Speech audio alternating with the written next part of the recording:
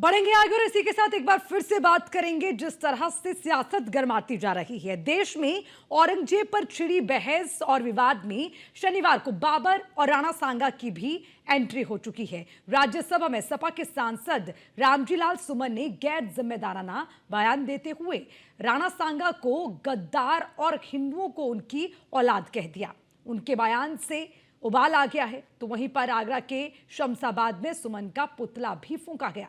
उधर अखिल भारतीय हिंदू महासभा ने आज सुमन के खिलाफ तहरीर दी है और उन्होंने ये भी बताया है कि तहरीर दी जाएगी। आपको ये भी बता दें कि राज्यसभा में शनिवार को गृह मंत्रालय के कामकाज की समीक्षा पर समाजवादी पार्टी के राष्ट्रीय महासचिव रामजीलाल सुमन ने विचार व्यक्त किया और उन्होंने उसी के साथ ये भी कहा कि बीजेपी पर हमला करते हुए उन्होंने ये कहा है कि इन लोगों का ये तकिया कलाम हो गया है कि मुस्लिमों में बाबर का डीएनए है।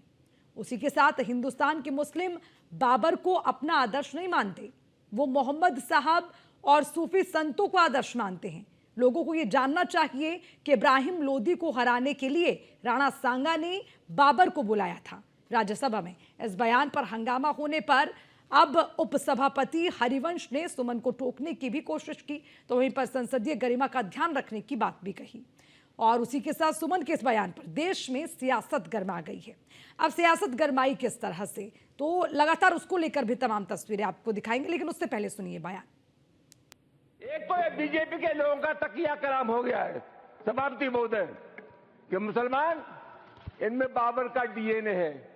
उपसभापति महोदय मैं जानना चाहूंगा कि बाबर का डीएनए मुसलमान में है। हिंदुस्तान का मुसलमान तो बाबर को अपना आदर्श मानता नहीं है, वो तो मोहम्मद साहब को अपना आदर्श मानता है, सूफी संतों की परंपरा को अपना आदर्श मानता है। लेकिन सभापति महोदय मैं जानना चाहूंगा कि बाबर को लाया कौन? बाबर को इब्राहिम लोदी को हराने के लिए राणा सांगा लाया था। तो मुसलमान तो बाबर की औलाद है और तुम गद्दार राणा सांगा की औलाद हो, ये हिंदुस्तान में तय हो जाना चाहिए।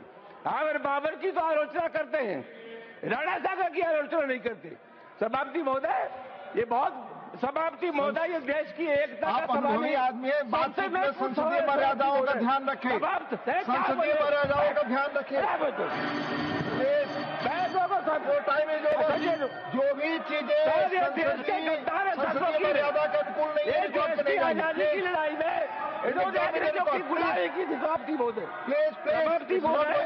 Your time is over, you please sit. तो इसी के साथ एक और बयान आपको सुनाते हैं। ये तो राज्यसभा की बात थी, उसके बाद बाहर आकर क्या कहते हैं सुनिए। नहीं, मैंने जो कहा था वो इतिहास सत्य था। बाबर राणा सांगा जी के आमंत्रण पर हिंदुस्तान में आए थे, ये ऐतिहासिक तथ्य है। मेरा इरादा किसी की भावनाओं को ठेस पहुंचाने का नहीं था और मेरा कहना सिर्फ यही था कि हर मामले में बाबर के बारे में कहा जाता है कि हिंदुस्तान के मुसलमानों में बाबर का डीएनए है। हिंदुस्तान के मुसलमान का आदर्श बाबर नहीं है। हिंदुस्तान का मुसलमान मोहम्मद साहब को अपना आदर्श मानता है और सूफी संतों की परंपरा को ग्रहण करता है। इसलिए अनावश्यक रूप से ऐसी कोई बात नहीं है। और जैसे मैंने अभी कहा कि मैंने एक जो बात थी उसको उजागर किया। मेरा इरादा किसी की भावना को ठेस पहुंचाने का नहीं। मैं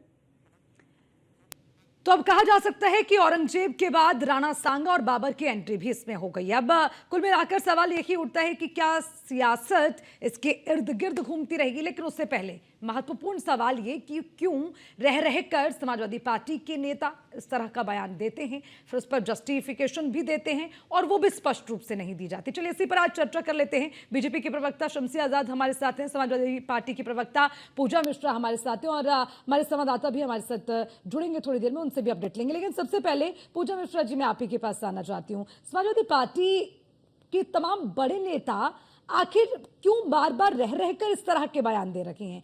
अबू आजमी की बात हो, फिर उनकी तारीफ में आपकी पार्टी के अध्यक्ष की बात हो और अब रामजीलाल सुमन। पूजा मिश्रा जी, क्या ट्रेंड बन गया है क्या समाजवादी पार्टी का?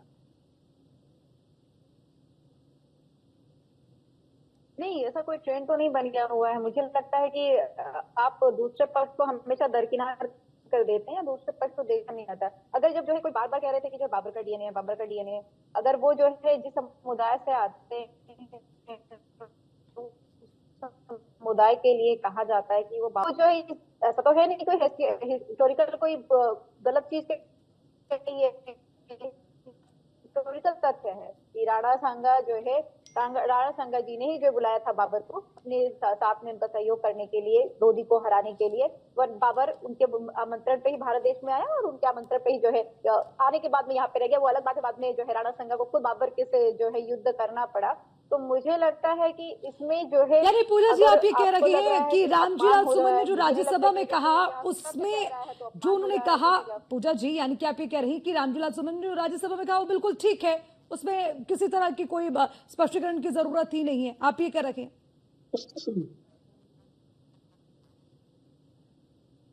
ये कह रही हैं पूजा जी आप? अर्चना जी, मैं कह रही हूँ कि जो है अगर ऐतिहासिक तथ्यों को कहा जाता है तो उस पर स्पष्टीकरण की जरूरत कहाँ पड़ती है। अगर इन सब जो बयानबाजियां निकल करके आती है कि आप बाबर के डीएनए हैं, अगर बाबर के डीएनए की जो है नहीं निकल करके आती, बाबर के डीएनए तो समाजवादी पार्टी ने निकाला नहीं था, तो शायद मुझे लगता है कि राणा के डीएनए की बात नहीं आती। ये जो लेकिन औरंगजेब से शुरुआत हुई ना पूजा जी, औरंगजेब से शुरुआत, वो आजमी को क्या जरूरत थी औरंगजेब का जिक्र करने की? उसके बाद से ये सियासत का दौर, ये बयानबाजी का दौर रुक ही नहीं रहा। आप ही की पार्टी, आवाज नहीं मिल पा रही, चलिए ठीक है वापस आते हैं, तब तक आवाज भी दुरुस्त हो जाए और अगर आपका नेटवर्क भी सही कर लीजिए पूजा जी, शायद नेटवर्क का एरर है। तब तक शमसी आजाद के पास में जाती हूँ। शमसी आजाद जी, देखिए रह कर आखिर क्यों जो इतिहास के पन्ने हैं उनको खंगालने की कोशिश की जाती है, क्यों गड़े मुर्दे उखाड़े जा रहे हैं, समझ में नहीं आ रहा। जी नमस्कार अर्चना जी, आपको भी और साथी प्रवक्ता को और सभी दर्शकों को। देखिए बात तब बिगड़ जाती है जब समाजवादी पार्टी का एक नेता औरंगजेब जैसे कुरुष शासक को, जिसको आक्रांता कहा जाता है, हम कह रहे हैं कि हम देश के खिलाफ जाने की बात ही क्यों कर रहे हैं। उनके आगे रहमतुल्लाह लगाया जाता है। शायद पूजा मिश्रा जी को रहमतुल्लाह का मतलब नहीं मालूम होगा, इसलिए वो उनका समर्थन भी कर रहे हैं। समाजवादी पार्टी के लोग भी उनका समर्थन कर रहे थे और बाकायदा, और उन्होंने रामजीलाल सुमन ने संसद में कह दिया कि अगर उसमें मुसलमानों का डीएनए है तो हिंदुओं का पर उन्होंने उंगली उठाई। तो ये कोई नई परंपरा नहीं है, ये समाजवादी पार्टी हमेशा ऐसी परंपराओं को निभाती चली आई जिससे वो सिर्फ ये सोचती है कि हमको एक विशेष तबके का, एक अलग तबके का वोट, जिसके ऊपर वो हमेशा राजनीति करते थे, वो तबका खुश हो जाएगा, वो समुदाय खुश हो जाएगा। और उसके बाद ये कि भाई ये एंटी मुस्लिम है, एंटी हिंदू है ये पार्टी, तो हम लोग समाजवादी पार्टी को वोट दें। हालांकि ये इनकी गलतफहमी है और 2014 के बाद से लगातार समाजवादी पार्टी ने हार का मुंह देखा भी है। हाँ, इधर ये जरूर हुआ कि लोकसभा के चुनाव में कुछ झूठ बोलकर, कुछ झूठे वादे कर कर, कुछ भ्रमित करके, कुछ बहला के, फुसला के, डरा के, धमका के वही कांग्रेस की राजनीति की भाई सब भाजपा आ जाएगी, भाजपा आ जाएगी करके इन्होंने इस बार थोड़े से वोट जरूर पाए। और हुआ ये कि उसके बाद समाजवादी पार्टी के कार्यकर्ता जो दबे हुए थे, जो कुचले हुए थे, जो अपराधी बिलों में छुपे हुए थे, जो देश को प्रदेश को छोड़ के चले गए थे, जो जेलों में थे, उन लोगों ने भी अपनी जमानत करा ली। जो जेल में थे, जो दबे हुए थे, वो निकल कर आए और उनको ये लगा कि अब समाजवादी पार्टी की सरकार आने वाली। तो आपने देखा कि लगातार चाहे अयोध्या का मामला हो, चाहे सुल्तानपुर का मामला हो, चाहे अमेठी का मामला हो, चाहे प्रतापगढ़ का मामला हो, सभी जगहों पर समाजवादी पार्टी के कार्यकर्ताओं ने अपराध करना शुरू कर दिया, अपराध में शामिल होने लगे और उनका दिल एक बार फिर से बड़ा हो गया कि अब समाजवादी पार्टी की सरकार आने वाली है तो हम क्यों अब जो है अपराध करना शुरू कर दे। और समाजवादी पार्टी के नेताओं ने उनका भरपूर साथ भी दिया। लेकिन हुआ यही, क्योंकि सृष्टि को भी यही मंजूर था और उत्तर प्रदेश की जनता को भी यही मंजूर था कि योगी जी की दोबारा से सरकार है। और दोबारा सरकार आने के बाद जिस तरीके से उन्होंने अपराधियों को कंट्रोल करने की बात की, आज अगर औरंगजेब की कब्र से हमारे देश को परेशानी है तो हमें नहीं लगता कि पूजा मिश्रा जी को उसका समर्थन, उनको कहना चाहिए कि भाई अगर मुगलों की निशानी को आप मिटाना चाहते हैं, मुगलों की कब्र को आप यहाँ से खत्म करना चाहते हैं, वो मुगल जिन्होंने लगातार बीजेपी तो अब से तो नहीं है, बीजेपी अब से तो नहीं है, बीजेपी तो बहुत पहले से है, तो अब क्यों याद आ रहा है, अब क्यों याद आ रहा है रह रहकर? अर्चना जी देखिए, मैंने इसके पहले भी आपके चैनल पे कहा था कि हर चीज समय के अनुकूल होती है। जब समय होता है तभी भारतीय जनता पार्टी ऐसे मुद्दों को उठाती है, क्योंकि अब समय भारतीय जनता पार्टी की सरकार मजबूत स्थिति में है। ऐसा नहीं कि चुनाव होने जा रहा तब हम कोई ऐसा मुद्दा उठा रहे हैं। हमने एक एक करके सारे काम किए। जिस तरीके से महिला बिल का मामला रहा हो, 370 का मामला रहा हो, में ज्यादा थे 2017 में ज्यादा थे कंपेयर जो 2022 में। आपकी पूर्ण बहुमत की सरकार केंद्र में इससे पहले थी। अब बैकसाइकिल में आप कह रहे हैं अब हम मजबूती के साथ में है, कैसे बातें कर लेते हैं।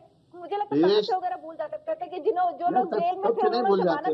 आप आगे की बात, आपने आगे की बात सुना दी। हम देश को मजबूत कर रहे थे, हम देश को मजबूत कर रहे थे, हम एक एक करके ना काम करेंगे। हम देश को मजबूत कर रहे थे, हम उत्तर प्रदेश को मजबूत कर रहे थे, उत्तर प्रदेश को नए आयाम दे रहे थे, देश को जब विकसित राष्ट्र बना रहे थे, उत्तर प्रदेश में नए एयरपोर्ट बना रहे थे, उत्तर प्रदेश में फ्लाईओवर बना रहे थे, उत्तर प्रदेश में हॉस्पिटल बना रहे थे।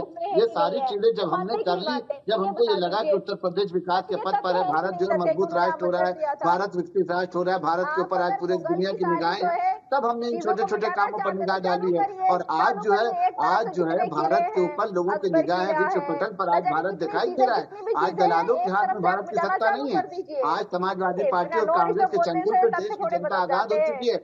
देश ये चाहती है कि भारतीय जनता पार्टी की सरकार है, क्योंकि दलालों के चंगुल से ये निकल चुकी है। समाजवादी पार्टी और कांग्रेस को इससे दूर कर दिया है। आज देश मजबूत हो रहा है। आज जो सपाहियों की बेचैनी वो सिर्फ यही है कि भाई मुस्लिमों का वोट हम पा जाए, मुस्लिमों का वोट पा जाए। अरे कभी मंथन किया आपने पूजा मिश्रा जी की ये मुसलमान समाज, अल्पसंख्यक समाज आपसे दूर क्यों हो गया है? कभी कांग्रेस ने मंथन किया कि ये दूर क्यों हो गया? क्योंकि इसको जो है आपने सिर्फ जो है बहलाया, फुसलाया, डराया, धमकाया। लेकिन हुआ क्या, जब 2014 में भाजपा की सरकार आई तो जिस तरीके से नरेंद्र मोदी ने अल्पसंख्यक समाज को, दलित को, ओबीसी को, महिलाओं को, नौजवानों को, किसानों को सम्मान दिया और उनको अपने मुद्दे से भटक गए। शमशेर जी आप भी मुद्दे से भटक गए, मुद्दे पर वापस आते हैं। ठीक है, मुद्दे पर वापस आते हैं शमशेर जी, बैक टू टॉपिक। अरे ठीक है, मुद्दे पर बात करते हैं। शमशेर जी रुकिए, रुकना होगा, रुकना होगा शमशेर जी। पूजा मिश्रा जी, बड़ा सीधा सा सवाल है। पूजा मिश्रा जी, बड़ा सीधा सा सवाल है कि आपकी पार्टी के बड़े नेता, ये भी नहीं कि कोई छोटा कार्यकर्ता, बड़े नेता भड़काऊ बयान क्यों देते हैं और आप उसको एक्सेप्ट भी नहीं करते? आपकी पार्टी उसे एक्सेप्ट नहीं करती है, क्यों? ये तो चाहती हैं कि दंगे भड़के, ये कहाँ से एक्सेप्ट करेंगे? इन्होंने तो दंगे पे राजनीति किया। अर्चना जी, आप मुझे ये बताइए कि संगीत सोम ने जो बयान दिया उससे जो है भड़काऊ बयान था ये? आप ये बताइए मुझे, उस पर तो चर्चा ही नहीं हो रही। संगीत सोम ने क्या बयान दिया? संगीत सोम ने बयान दिया कि हम कोर्ट कचहरी नहीं मानते हैं, जिस तरीके से बाबरी विध्वंस किया गया था उसी तरीके से हम विध्वंस करेंगे और मंदिर बनाएंगे। तो आप ये बताइए, भारत देश कॉन्स्टिट्यूशन से चलता है, इससे कम भड़का है? नहीं पूजा जी, आपको क्यों लगता है कि इस पर चर्चा नहीं होती है? आज से 4 दिन पहले मेरे ही इसी चैनल पर मैंने ही इस पर डिबेट की है। नहीं पूजा जी, चर्चा हर मुद्दे पर होती है, चर्चा हर मुद्दे पर होती है। बात सिर्फ इतनी सी है कि जिस मुद्दे पर बात हो रही है उस पर जवाब होना चाहिए। पूजा मिश्रा जी, क्या आप अपनी पार्टी को इस तरह से नहीं, अब आप कवर कर रही हैं, पूजा जी प्लीज ऐसे नहीं। पूजा जी, मैं आपसे ये उम्मीद नहीं करती। पूजा जी प्लीज अब कवर मत करिए पूजा जी, कवर मत करिए। मैं ये पूछ रही हूँ कि क्या जरूरत है इस तरह के बयान की? क्या राज्यसभा में इस तरह के बयान की जरूरत थी? क्या इस तरह के बयान की जरूरत थी क्या पूजा जी? वहां पर क्यों नहीं आप बात करते हैं सड़कों की, गड्ढों की? वहां क्यों नहीं आप बात करते हैं बेरोजगारी की? नहीं पूजा जी, राज्यसभा में रामजी लाल सुमन ने जो बयान दिया उसकी जरूरत थी क्या? थी जरूरत? ये तो उनको बिल्कुल बेहतर जानकारी होगी, जरूरत थी कि नहीं जरूरत थी। अगर आप ही के पार्टी के हैं ना। औरंगजेब का समर्थन पार्टी की अपने नेताओं के प्रति कोई जिम्मेदारी है, अपने सांसदों के प्रति कोई जिम्मेदारी है। मराठा के जो स्वाभिमान है उनके खिलाफ होंगे, वही औरंगजेब का समर्थन करेंगे, बिल्कुल साफ समझ लीजिए। पूजा जी, समाजवादी पार्टी क्या अपने नेताओं को कंट्रोल नहीं कर पा रही है? ये मराठाओं के विरोधी। अरे पूजा जी, वन सेकेंड, एक एक करके Shamsher ji please 1 second Shamsher ji please. हम समर्थन कर रहे हैं, हमने हमेशा किया है। हमने छत्रपति शिवाजी की विशालकाय मूर्ति लगाई है, उनके नाम से एयरपोर्ट बनाया है, उनके नाम से रेलवे स्टेशन बनाए हैं। आपने क्या किया भाई? आप बताओ, उत्तर प्रदेश में आपकी सरकार थी, आपने क्या किया था? ये आपका चरित्र दिखता है, दिख रहा है, आपका चरित्र भी दिख रहा है। हमें तो नहीं समझ में आता कि आप जैसी महिला किस विचारधारा के साथ जुड़ते। हम तो महिलाओं का बड़ा सम्मान करते थे, लेकिन समाजवादी पार्टी की महिला प्रवक्ताओं ने जिस तरीके से औरंगजेब का समर्थन किया, जिस तरीके से दलीलें दी जाती है, वो हमें नहीं लगता कि कहीं से राजनीति। हमें तो लगता है कि थोड़े से फायदे के लिए समाजवादी पार्टी के लोग चंद वोटों के लिए इस तरीके की राजनीति करते हैं, जिससे प्रदेश का अमन चैन खराब हो, जिससे देश का अमन चैन खराब हो। दंगा भड़काने की राजनीति हमेशा, चाहे संभल का मामला ले लीजिए, चाहे मुरादाबाद का मामला ले लीजिए, चाहे गोरखपुर का मामला ले लीजिए, चाहे मथुरा काशी की बात कर लीजिए, जहाँ पर भी इस तरीके का होता है अमन चैन। ठीक है, एक मिनट शमशेर जी, इस तरह से नहीं, अभी रुकना होगा। पूजा जी, मुझे बस इतना सा जवाब दे दीजिए, क्या समाजवादी पार्टी अपने नेताओं पर से कंट्रोल खो गई है क्या? शमशेर जी 1 सेकेंड, शमशेर जी प्लीज रुकिए। पूजा जी, क्या समाजवादी पार्टी अपने नेताओं के ऊपर से कंट्रोल खो चुकी है क्या? इसीलिए मुख्यमंत्री को कहना पड़ा है कि आप उन्हें उत्तर प्रदेश भेज दीजिए, बिल्कुल ठीक कर देंगे। जब अबू आजमी का बयान आया, कहना पड़ेगा अगर आप रह रहकर आपकी पार्टी के नेता इस तरह का बयान देंगे। मुख्यमंत्री अपना लॉ एंड ऑर्डर देख ले। लखनऊ शहर में पांच जो है पुलिस थाने जो है क्रॉस करती है जो है महिला, अब 3 घंटे। पूजा जी, ये समस्या है समाजवादी पार्टी की, मेरे सवालों का एक जवाब नहीं देते हैं, इधर उधर की बात कर लेंगे। नहीं पूजा जी प्लीज। क्या कह रहे मुख्यमंत्री ठीक कर देंगे, मुख्यमंत्री चले जा रहे हैं वहां महाराष्ट्र ठीक करने के, उत्तर प्रदेश ठीक उसे हो नहीं रहा है। उत्तर प्रदेश में जो लखनऊ में 5 थानों को क्रॉस करके महिला के साथ में बलात्कार और हत्या हो जाती है, पुलिस के पास में कॉल भी जाता है 112 नंबर पे। चलिए पूजा जी, आप मेरे सवाल पर नहीं बोलेंगी, आप मेरे सवाल पर नहीं बोलेंगे, लेकिन मैं आपका सवाल शमसी आजाद के पास ले जाती हूँ। शमसी आजाद जी, कब तक इतिहास को खंगालते रहेंगे, कब तक गड़े मुर्दे आप उखाड़ते रहेंगे? कानून व्यवस्था नहीं देखेंगे क्या? बेरोजगारी नहीं देखेंगे? उस चीज विकास कार्यों के ऊपर नजर नहीं डालेगी योगी सरकार? हम हर उस चीज को खंगालेंगे जिससे देश को खतरा है। हम यही चेक करना चाहते थे ना कि भाई आज मराठा का विरोध करने वाले लोग हिंदुस्तान में हैं कि नहीं। तो बिल्कुल साफ दिख गया भाई कि मराठा का विरोध करने वाले समाजवादी पार्टी के लोग हैं, जिन्होंने औरंगजेब का समर्थन किया। वो बिल्कुल साफ आ गया कि शिवाजी के विरोधी हैं, और जो शिवाजी का विरोधी है, जो मराठाओं का विरोधी है, हमें नहीं लगता कि उसको जो है कहीं से भी भारत से प्रेम है, हिंदुस्तान से प्रेम है, देश से प्रेम है। वो सिर्फ और सिर्फ सत्ता करना चाहते हैं। ऐसे लोग जो है गद्दारों के लिस्ट में ऐसे लोगों को करना चाहिए, और बाकायदा जो है इनको सजा देनी चाहिए। सरेआम ऐसे लोगों को फांसी देना चाहिए जो औरंगजेब का समर्थन करती है और शिवाजी का विरोध करती है। अब पूजा मिश्रा जी बताएं, एक बात में जवाब दे कि शिवाजी का समर्थन करती हैं या औरंगजेब का समर्थन? जवाब दीजिए पूजा जी, जल्दी। ठीक है, जवाब दीजिए पूजा जी। अरे हटाइए, आपके सवालों का मैं जवाब दूंगी। जो बैठ करके झूठ बोलते हैं, जो उत्तर प्रदेश जिनको संभाले नहीं जाती है, हम यहाँ पे इनके बेशर्मी को हटाइए। उत्तर प्रदेश को बिल्कुल आपकी समझ, बिल्कुल देश की जनता आपको देख रही है। और जिस तरीके से आपने मराठाओं का विरोध किया, जिस तरीके से शिवाजी का विरोध किया है, औरंगजेब का समर्थन किया है, तो कहीं ना कहीं जो है ये बात बिल्कुल साफ नजर आ रही है कि समाजवादी पार्टी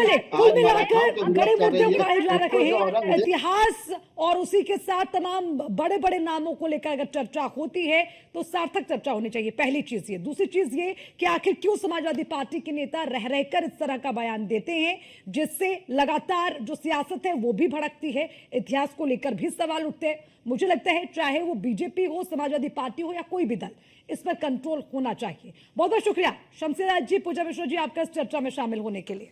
और इसी के साथ इस चर्चा में फिलहाल इतना ही। खबरों का सिलसिला लगातार जारी है, आप देखते रहिए न्यूज़ 1 इंडिया। नमस्कार।